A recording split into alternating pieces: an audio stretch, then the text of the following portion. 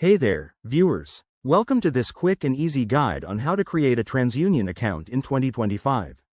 If you're looking to monitor your credit, dispute errors, or just stay on top of your financial health, setting up an account with TransUnion is a smart move.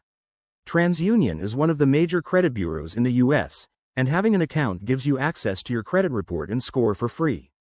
Let's dive right in and walk through the steps together. It's simpler than you might think.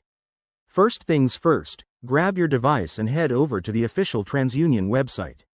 You can do this by typing www.transunion.com into your browser's search bar.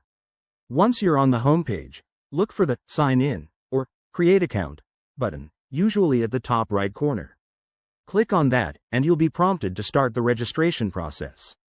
Next, you'll need to fill out the required information. This typically includes your full name, date of birth, social security number, current address, and email address.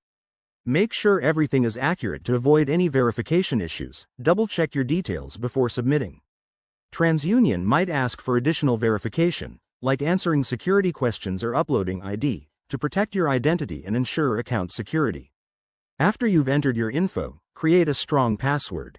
Aim for something at least 8 characters long, with a mix of letters, numbers, and symbols.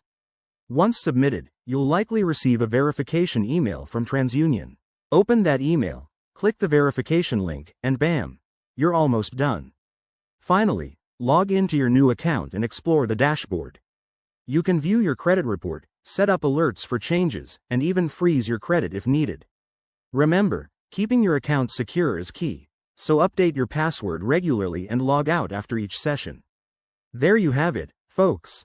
Creating a TransUnion account in 2025 is straightforward and empowers you to take control of your credit.